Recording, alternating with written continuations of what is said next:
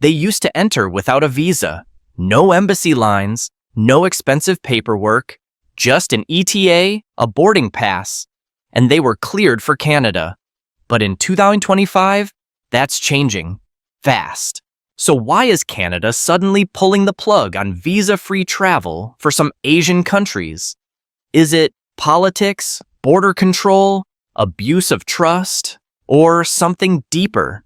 Canada's immigration system is under pressure, and the visa exemption list is getting a serious update. If your country's on this list, the easy days are over. Let's break down the 10 Asian countries Canada will ban from visa-free entry in 2025 and what pushed them over the edge. Number 10. Kazakhstan. You probably don't hear much about Kazakhstan in global travel headlines. And that's exactly why this might shock you. Quiet, vast, and resource-rich, Kazakhstan has long enjoyed a reputation as Central Asia's sleeping giant. But beneath the surface, something's shifting, and not in a good way. In 2025, Canada is expected to tighten its entry rules, and Kazakhstan is one of the countries likely to lose visa-free access. So what's behind the change? It's not politics, it's paperwork. Over the last 3 years, Canadian border officials have reported a sharp rise in visa violations and forged travel documents connected to travelers originating from Kazakhstan. Even more concerning, an increasing number of travelers from this region are using third-country stopovers to mask their real routes, making them harder to track and vet properly. But that's not all. Law enforcement agencies have flagged a trend of so-called economic overstays, where visitors arrive legally but disappear into under-the-table job markets, especially in sectors like agriculture, cleaning, and construction. Canada's immigration system wasn't built to absorb hidden flows like this, and now the pressure is mounting. You might ask, how serious can it be? Here's the kicker. Some immigration analysts have linked fraudulent applications from Kazakhstan to wider Central Asian smuggling networks.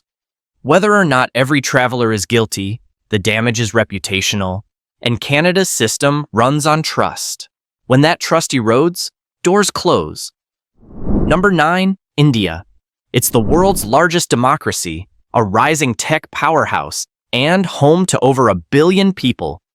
But in 2025, Canada might say, not without a visa. India, once seen as a growing partner in global mobility, is now under serious scrutiny, and the consequences could hit hard.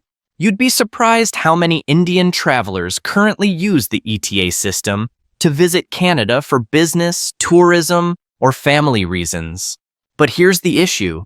Canada's immigration authorities have seen a massive spike in asylum claims from Indian nationals, particularly from Punjab and Haryana, many of whom entered through visa-free programs and then never left. But it doesn't stop there. India now ranks among the top countries for visa overstays and work violations. From students who never show up to class to tourists who vanish into underground job markets, the pattern is starting to look less like coincidence and more like systemic abuse. What really pushed things over the edge? Some officials point to the strain on Canada's refugee processing system, which is now overloaded, with Indian applicants taking up a significant share. Combined with growing concerns over fraudulent documents, mismatched identities, and even ghost colleges in the student visa stream, the trust that once allowed smoother entry is now on life support. Number 8, Indonesia. It's the world's 4th most populous country, a paradise of islands and culture, and a growing player in Southeast Asia. But here's the twist. In 2025, Canada may pull Indonesia off the visa-free list, and most people won't see it coming. So what changed? On paper, Indonesia looks stable. Rising economy, strong diplomatic ties, and a booming tourism sector. But behind the beach photos and travel blogs lies a growing problem: visa abuse at scale. Over the last few years, Canadian authorities have flagged a disturbing pattern. Indonesian travelers entering on ETA or short-term visas increasingly overstay their welcome, often disappearing into informal labor sectors. And here's the kicker. Unlike some countries that have high overstay rates but low overall volumes, Indonesia's numbers are both large and rising. This puts serious pressure on immigration enforcement, social services, and, most critically, the trust system behind visa exemptions. But that's not the only red flag. Canada's intelligence community has quietly raised concerns about ID falsification and smuggling rings operating between Southeast Asia and the West Coast. While not all of these are linked to Indonesia directly, the country's porous borders and document laxity make it a soft entry point, and that makes policymakers nervous. Number 7. Pakistan. It's a nation with deep historical ties to Canada, a large diaspora, and a presence felt in cities from Toronto to Vancouver. But in 2025, Pakistan may find itself on the outside looking in, as Canada moves to revoke its visa-free entry privileges. Why now? The answer is layered and urgent. Over the past decade, Pakistan has ranked consistently high in the number of asylum seekers arriving in Canada under short-term entry programs. Many enter legally with travel authorizations, then file for refugee status, often citing political or religious persecution. Some are valid, many are not. And here's where it gets complicated. Canada's immigration courts are overwhelmed, and Pakistani applicants now account for a disproportionate share of the backlog. Delays stretch into years, costs balloon, and the entire system starts to buckle. But that's just the beginning. Intelligence assessments have raised serious concerns about background check limitations. Weak institutional record keeping in parts of Pakistan means that verifying an applicant's identity, criminal history, or intent becomes a near impossible task. Add to that reports of radicalization routes and passport fraud, and the trust that once formed the backbone of entry policy begins to erode fast. But here's the real shock. Some provinces in Canada are now actively lobbying the federal government to tighten entry restrictions, citing strain on local shelters, legal aid, and housing systems. Number 6. Vietnam. It's one of Asia's fastest growing economies, a rising hub of tech and manufacturing, but also a country quietly slipping down Canada's trust list. In 2025, Vietnam could lose its visa-free status with Canada, and here's why that matters more than most people think. At first glance, Vietnam seems like a model of international cooperation. Trade is booming, students are enrolling in Canadian universities in record numbers, and tourism has flourished. But dig deeper, and cracks begin to show. Over the past 5 years, Canada has seen a notable spike in visa overstays and immigration violations involving Vietnamese nationals, especially in student and temporary worker categories. But the real concern?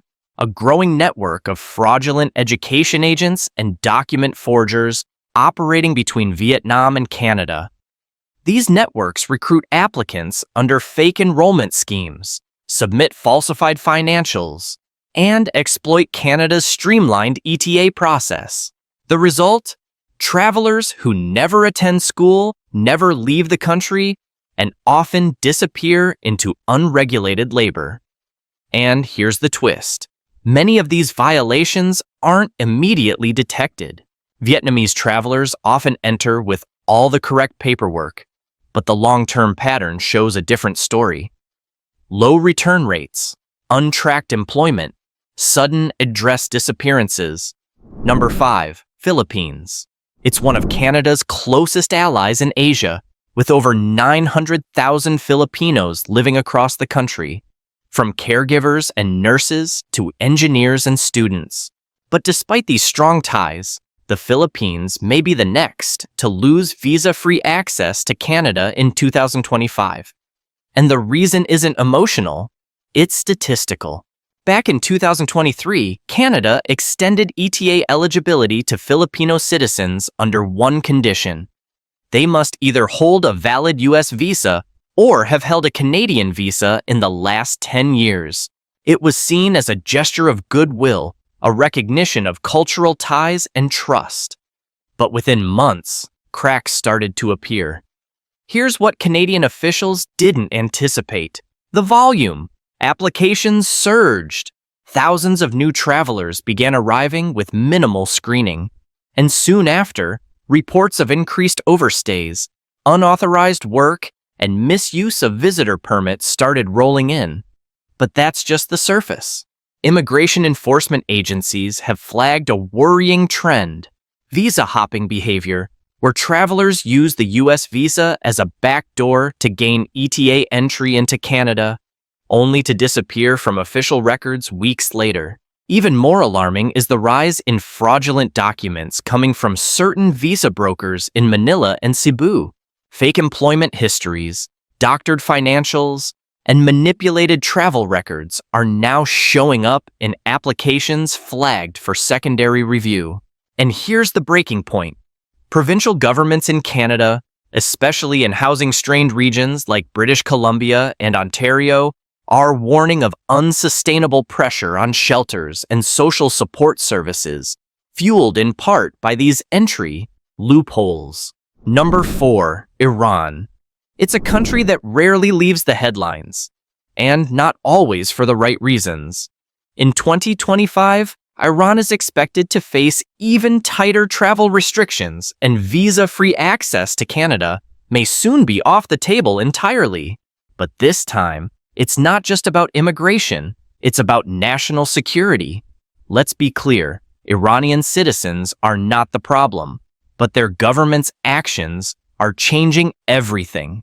In the past few years, diplomatic relations between Canada and Iran have deteriorated to historic lows. Embassies are closed, dialogue is frozen, and cooperation on security matters nearly non-existent. That matters, because Canada's visa-free or simplified entry systems rely on information sharing. When there's no channel to verify identity, criminal background, or purpose of travel, trust disappears. And for Iranian travelers, that lack of state-level transparency has created an environment of constant suspicion. But there's more. Intelligence services have flagged cases of dual-use travelers, individuals entering as tourists, but engaging in illicit procurement, surveillance, or political activity. Add to that a rising number of refugee claims based on religious and political persecution, and the picture becomes clearer. Canada is struggling to distinguish between genuine visitors and potential threats. And here's the real trigger.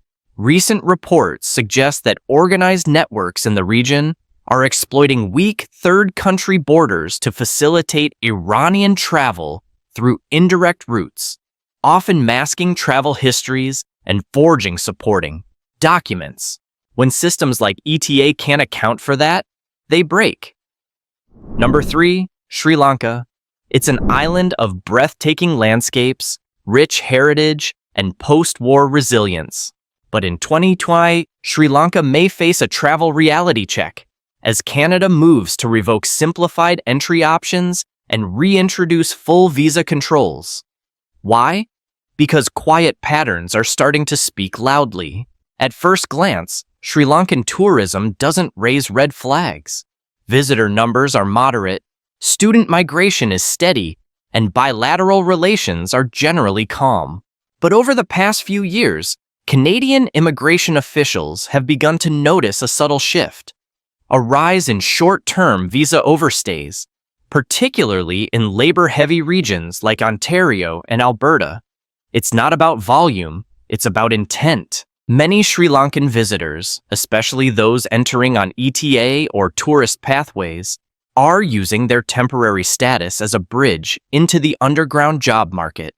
From construction to elder care, illegal employment is rising, and it's quietly reshaping how Sri Lankan mobility is viewed. But here's where things get more complex. Canadian authorities are reporting increasing cases of asylum applications filed after arrival, citing economic instability or ethnic discrimination.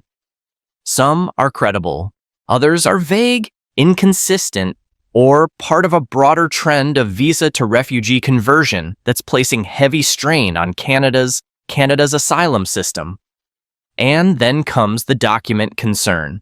Fraudulent birth certificates, inconsistent travel histories, and unverifiable financial statements are becoming more frequent in applications originating from Sri Lanka. Immigration risk assessments now place the country in a moderate to high concern bracket, a status that often precedes restrictions. Number 2.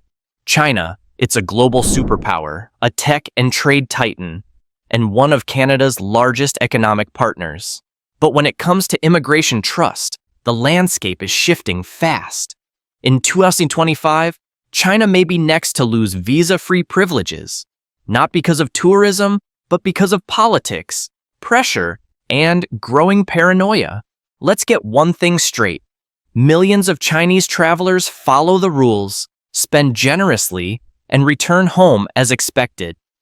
But Canada's immigration system doesn't just deal in averages, it deals in risk. And lately, the risks are stacking up. The big issue? Espionage concerns. Canadian intelligence agencies have openly warned about foreign influence operations, cyber infiltration, and covert surveillance tied to actors linked with the Chinese state. These aren't conspiracy theories. They're outlined in national security briefings. And when that suspicion creeps into immigration, the whole system tightens. But that's not all. The student visa stream has come under fire as well. Reports of enrollment in ghost colleges, forged transcripts, and academic fraud have triggered deep reviews of Chinese applications, especially in tech-heavy fields like engineering and AI. Some universities are now flagging applicants preemptively for secondary checks. Meanwhile, there's the issue of internal political pressure. After a string of diplomatic standoffs, including the Huawei controversy, election interference claims, and tit-for-tat expulsions, Canada is under pressure to show it's not bending to foreign influence. That means clamping down where it hurts, access. And here's the final blow. Low transparency and weak exit tracking on the Chinese side make it nearly impossible for Canadian officials to verify travel histories or detect overstays in real time. Number 1, Afghanistan. It's a nation torn by conflict, displacement, and decades of instability. And in 2025, Afghanistan is expected to face the most severe entry restrictions yet, as Canada prepares to completely shut down any remaining visa-free pathways, even the humanitarian ones. You might ask, weren't they already limited? Yes, but the shift now is total. Canada, once among the leading resettlement destinations for Afghan refugees, is moving to seal off all simplified travel routes, citing unmanageable risk, documentation breakdown, and a lack of verifiable data. Here's the core problem: state collapse. Since the Taliban returned to power, Canada no longer recognizes the de facto Afghan government, and with no formal diplomatic ties, there is no trusted authority to verify passport legitimacy, criminal records, or even basic identity. But it doesn't stop there. Intelligence briefings have warned of security risks associated with unvetted migration flows. With extremist groups active in the region and border enforcement effectively paralyzed, there's growing fear that individuals with unknown affiliations could exploit humanitarian channels to gain access. And here's what makes it worse: document fraud has surged. Fake passports, forged refugee IDs, and third-country transit scams have become common, with Afghan nationals entering through loosely controlled routes in Central and South Asia, often presenting conflicting stories and unverifiable backgrounds. Canada's immigration infrastructure isn't built to absorb that volume of uncertainty, not when the stakes include both public safety and international obligation.